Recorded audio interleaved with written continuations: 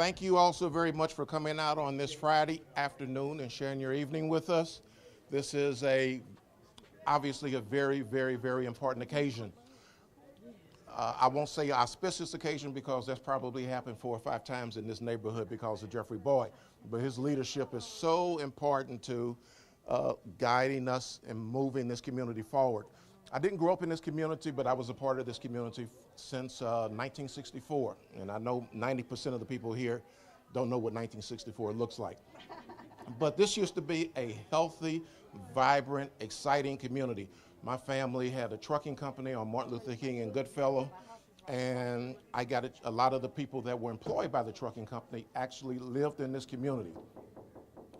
This community was healthy. There were kids always running. There was playing. It was an exciting community. They had the Y. They had stores. They had neighborhoods that did not have dilapidated housing, and they had housing that had kids and families, and they contributed to this community. They contributed to the city as a whole. Unfortunately, over time, that neighborhood has kind of left us to some degree. But because of Nathaniel Rivers' project, we are coming back. And today when I walked through the door, there was a lady that stopped me, and unfortunately, I don't see her. Okay. There was a lady, when we first started this project, as you always do, just like you name a baby, we had to come up with a name for the project. And I knew of this gentleman years ago who was a very quiet, very deliberative individual who was the state representative for the area. His name was Nathaniel Rivers. Just a prince of a person, and a person that never sought much glory or fame, but got a lot of stuff done. And he was around when the Democrats had full control of Jefferson City, and he got a lot of things done. Well, when I walked through the door, there was this little diminutive lady that stopped me who I'd never seen before. By the way, when we decided to name it Nat Rivers, we couldn't find anybody that was related to Nat Rivers, which I think is really sad. By the way, Nat Rivers was also the person that gave up his seat so that our Congressman Lacy Clay could become a state representative, a state senator, and ultimately a U.S. congressman. So this lady stopped me, and she said, she says, my dad is Nat Rivers. And I said, really? And she was a little lady, and she looked at me kind of sideways. And I said, we looked all over for you, and everybody told us he didn't have any heirs. I didn't tell her that, but I did thank her for coming. And the strangest thing, her daughter, 3 weeks ago, when the governor was here, her daughter saw the governor's tour on TV. And her daughter called Alderman Boyd, and obviously her daughter called her mom and said, hey, they got this project named after Daddy. So when I told her that we couldn't find anybody, she said, we talked to the wrong people. They decided today was a good day to drive by. They knew nothing about the grand opening.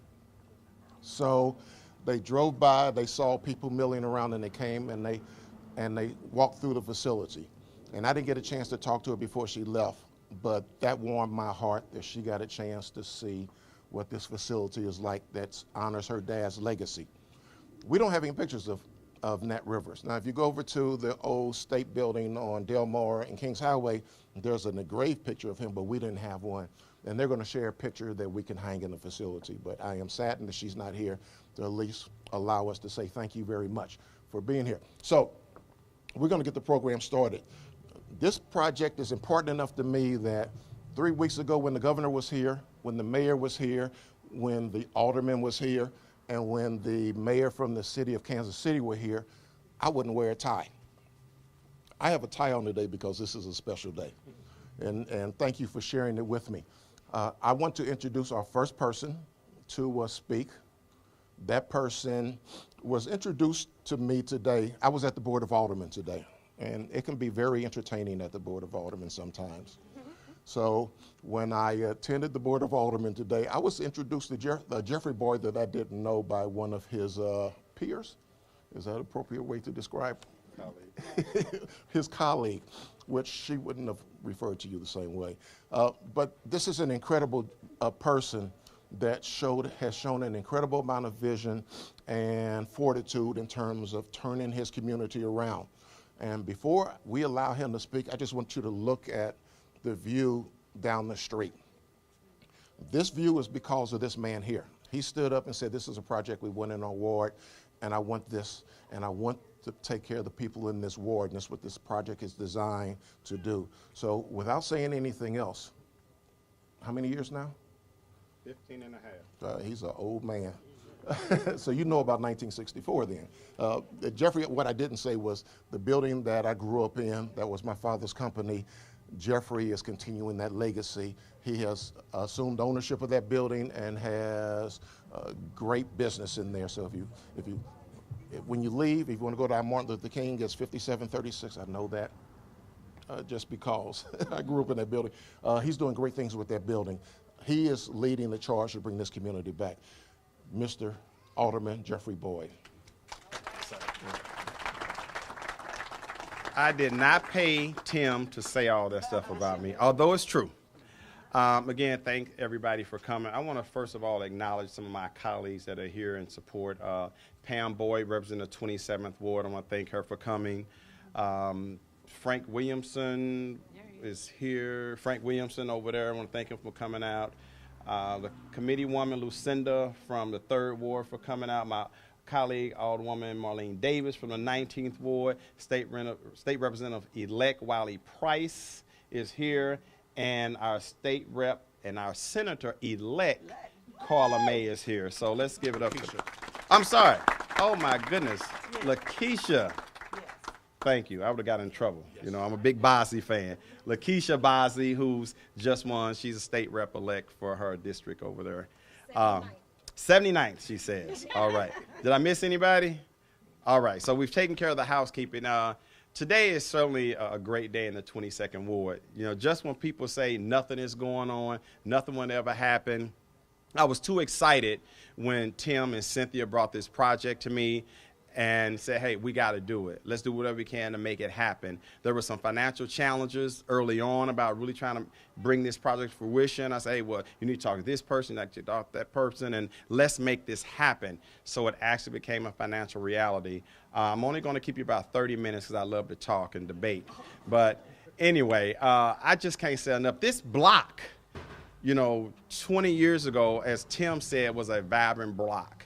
And over time, it's just deteriorated.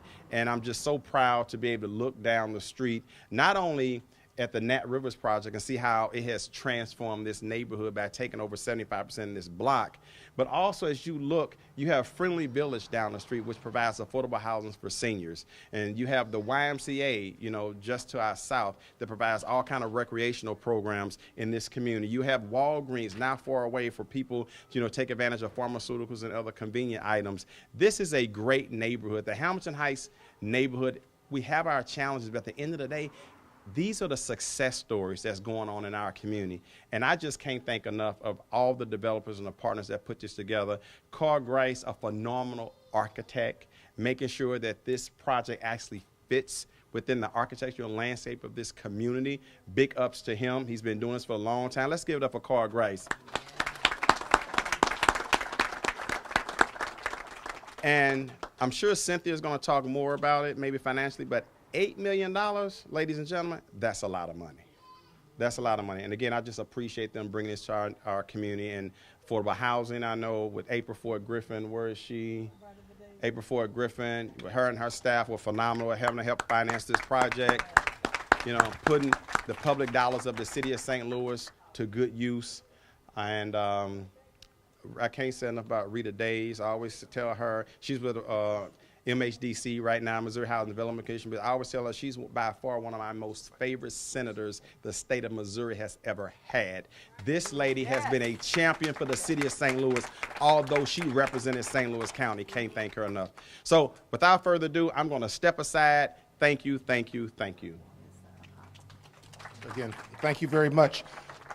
You know, neighborhoods are made up of people, and we've got a great group of people that have moved into this neighborhood, but there's also people that have invested in this neighborhood for many, many years. And our initial relationship did not start very well, but it sure is ended on a bang. Miss Cooper, where's Miss Cooper? All right, this lady right here, special lady. She's the best neighbor in the world. She protects this community. This place is really special.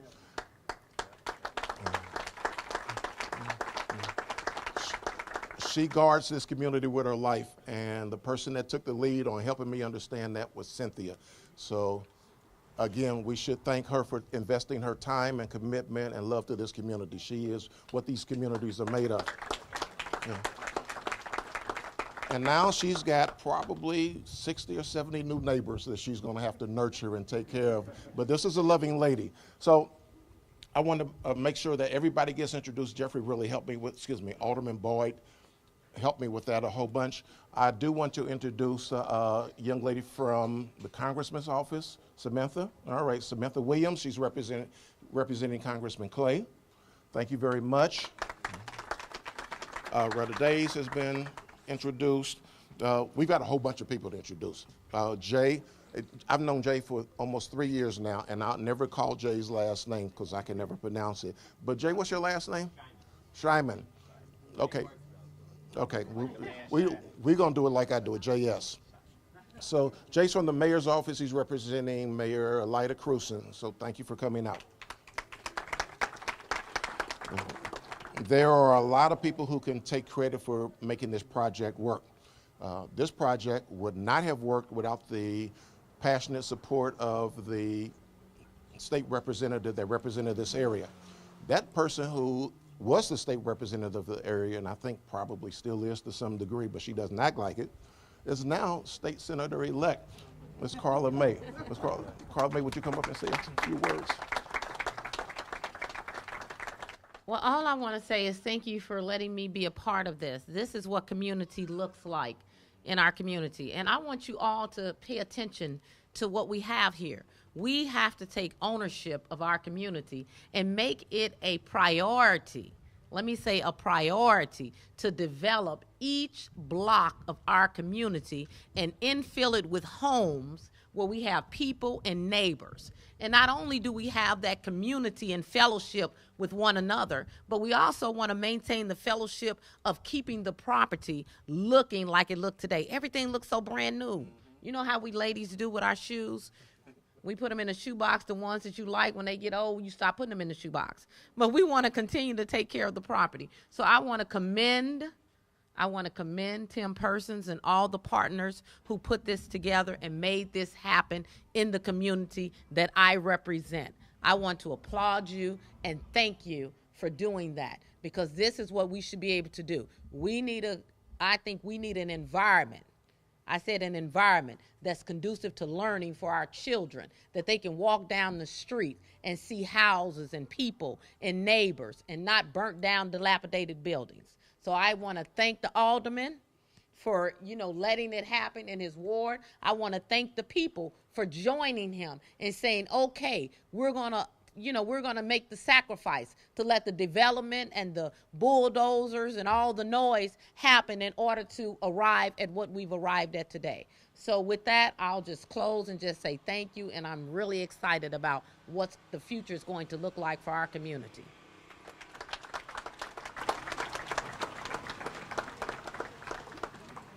Okay.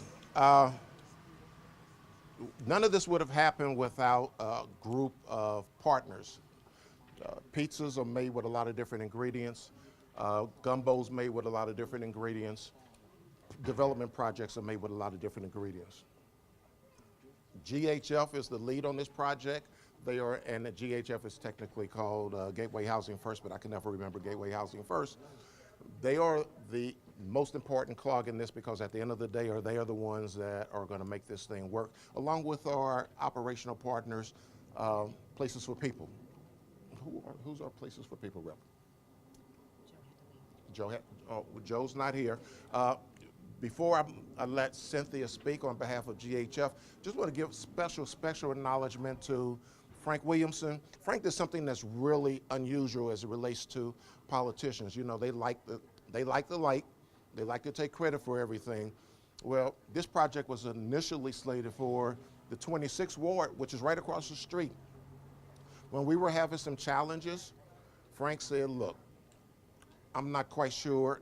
We can probably push and get this done, and it'll take a while, or we can get this thing done and I don't have to take credit for it. And so essentially we took a project that actually was Frank's project, a 26 Ward project, and he says, I know a great place. I think the Alderman would love it. I'm going to talk to the Alderman about asking him if he would embrace the project. So Frank actually gave up credit. He gave up a few headaches, but he made a sacrifice and said, let's do it for the community. Let's do it because this needs to be done. So again, I want to really thank him for really saying, let's move this thing, let's get it done. Frank, thank you for your leadership. I don't think I forgot anybody, so I really want to bring up the star of the show. This lady leads with her heart. She can be a real pain in the butt sometimes. And I know everybody that works with her, but I know you take after your mom. So the best way I deal with Cynthia is just ignore her. But people that work in the same building can't do that. But she is just an incredible person. She's passionate, and if you know her, she's going to make you a part of what she's doing. And if you don't know her, either stay away or she's going to get you and have you be part of the project. Cynthia and GHF, and she's going to introduce everybody with GHF, are really the movers and the shakers that make this thing happen. I get some credit, but in reality, they just let me be there. None of this would happen. None of these people that are here today would not be here if it wasn't for GHF. And I guarantee you one thing, we've probably got 70 occupants, 80 occupants. Good estimate. Cynthia knows each and every one of them, and she knows each and every item about their lives and knows how to help those people. There are very few people like Cynthia. Maybe we need to send her to DC. Maybe we need to send her to the White House. You're gonna stay right here in the 22nd Ward. But please join me in welcoming and thanking Cynthia and Gateway Housing First. Thank you, everyone. I'm really not that hard to work with, contrary to somebody's belief. My name is Cynthia Duffe, and I am the Executive Director of Gateway Housing First. Thank you all for coming today. I will try to keep my remarks brief because I know you all want to get on to having an enjoyable weekend, but after we're done talking out here, I hope you'll come inside and take a tour of the building if you haven't gotten a chance to do that. We have a unit on the first floor that's vacant and open for viewing, and then also an occupied unit that our tenant Tierra Farmer is happy to have you inside on the second floor just off the elevator.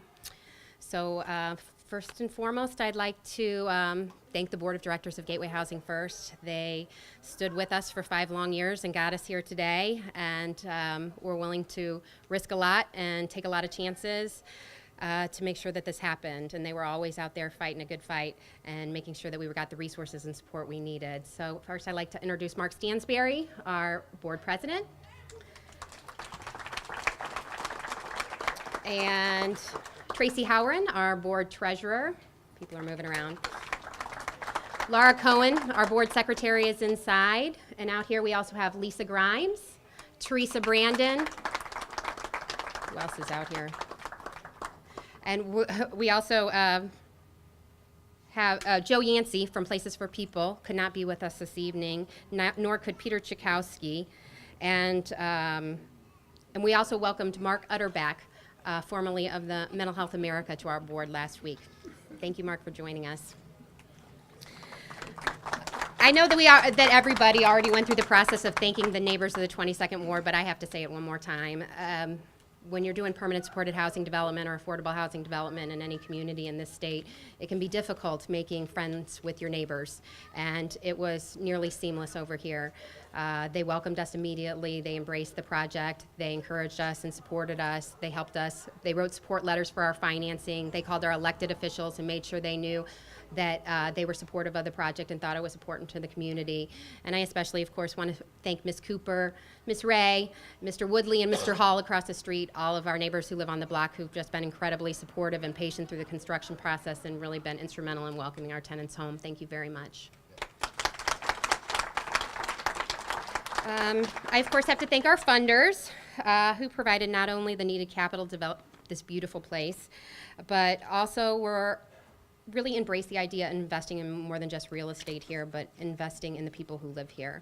They have all been incredibly supportive and have stuck with us every step of the way. And I have to thank the Missouri Housing Development Commission for their leadership in providing low-income housing tax credits, the St. Louis City Mental Health Board, the St. Louis City Affordable Housing Commission, the Federal Home Loan Bank of Des Moines, and our equity partners in Redstone Equity Partners and Sugar Creek Capital, all of whom are represented tonight. And finally, Enterprise Bank and Trust, who provided our construction loan. Thank you all. We obviously wouldn't be here without you.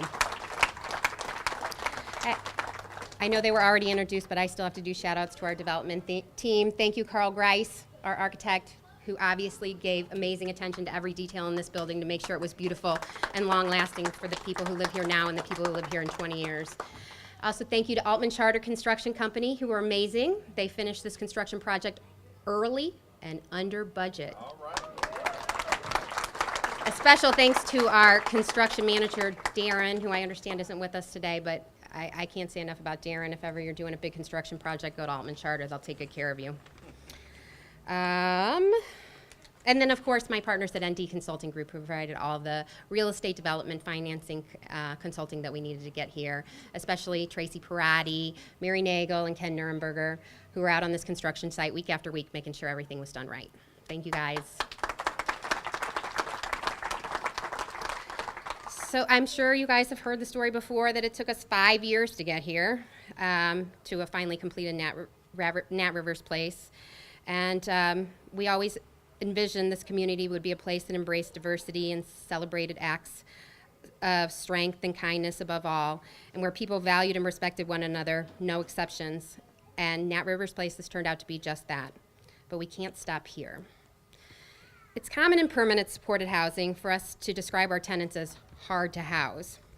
But now, having been a landlord to a number of hard to house folks for years now, I've come to realize that they're not so hard to house. We've just made it really hard for them to access and maintain housing. The housing in our communities, we don't have enough affordable housing that's safe.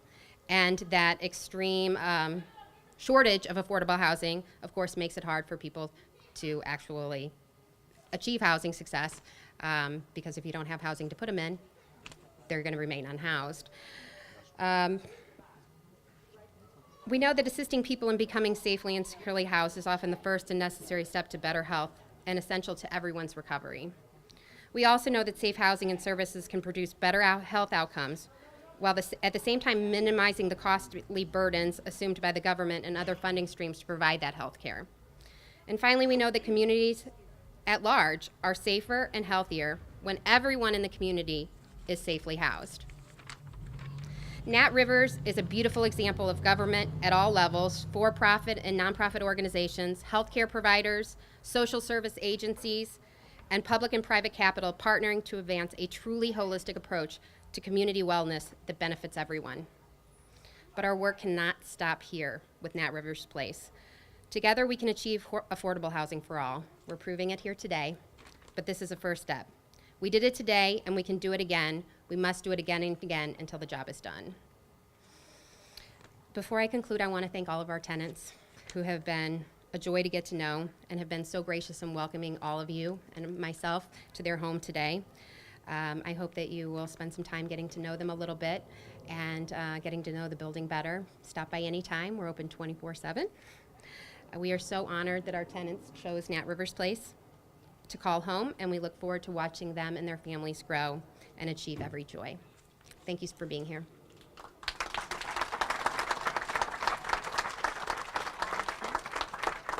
All right. Well, thank you very much for your patience. I want to make sure the speakers have a chance to stand together and have a picture taken.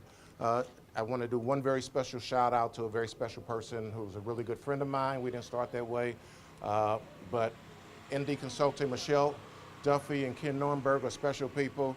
This guy over here is a very good friend, special person in my life, and he has helped guide me to the degree, to the point that I can do development. And we did not mention that this is the city of St. Louis and the state of Missouri have what they call diversity programs. Well, This program is unique. The state of Missouri has what they call a 10% goal for minorities and 5% for women.